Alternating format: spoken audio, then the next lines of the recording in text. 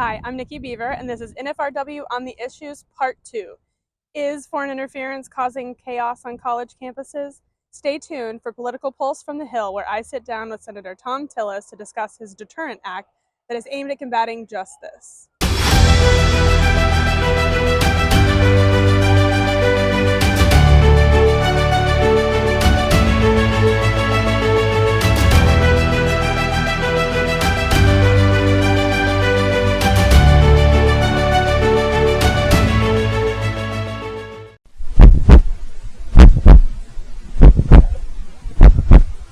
Well, thank you, Senator Tillis, for joining us today. Thank you. Thank you. Okay, so we're just going to jump right in because I know your time is valuable. Yesterday, we interviewed Dr. Jay Green from the Heritage Foundation for our NFRW on the Issues. And he has done research lately showing foreign money is flowing to our college campuses, and the radical anti-American protests that we see on our college campuses across the country have roots in foreign interference. If our adversaries can get to our youth, they can change and destroy from within.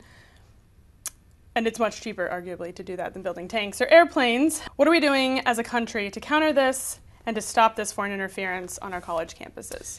Well, I think one of the things we're trying to do here in Congress is get the bill that was passed out of the House called the Deterrent Act to the President's desk. There's the Higher Education Act. There's a section in it called Section 117 that has to do with reporting gifts and contributions from foreign entities. They're not following the letter of the act. We have to up the game. We have to increase enforcement. And I also think that we need to lower thresholds for contributions. China in particular has a history of infiltrating, I think, culturally infiltrating through Confucius Institute, a number of other means, and in our public and private colleges and universities. So the Deterrent Act is really just a way to make it very clear that if an unfriendly nation, or even a friendly nation, contributes at certain levels, in this case, reducing the threshold for friendly country to $50,000 versus $250,000, and for a country of concern, as we call it, a zero, any dollar contributed has to be disclosed, I think is a step in the right direction. You're seeing it on college campuses today. These are not, some may be just organic or spontaneous, but there are too many of them for us to believe that they're not somehow being influenced by state actors. Right. So what led you to sponsor the Deterrent Act? Well, I just think it's good common sense policy.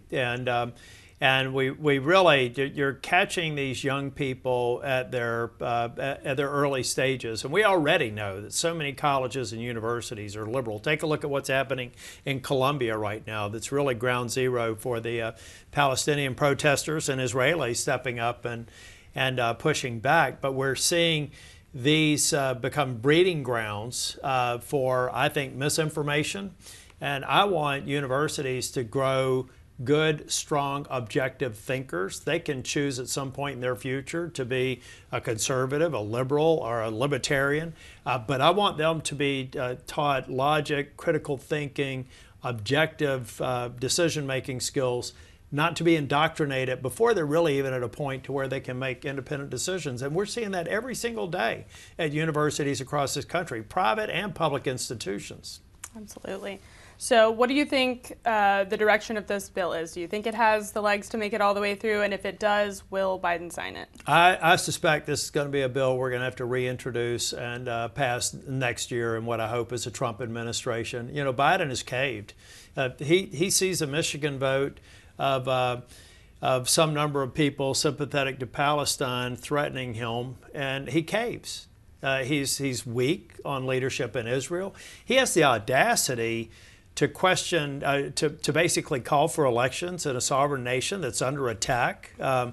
So, no, I don't think he has the courage to do it. He has to know it's the right thing to do. But he's playing politics, and he's playing very dangerous politics. We're going to press. There are, I think, members on the Democratic side that are sympathetic to the issue, but my guess is we won't get it done this year, purely because of Biden's cowardice. But it's that same cowardice is probably going to get him beaten in November, and then we'll come back with a majority in the U.S. Senate, which I'm convinced we'll have Republicans, and we'll get it going again. All right. Well, thank you so much again. Thank you. Okay.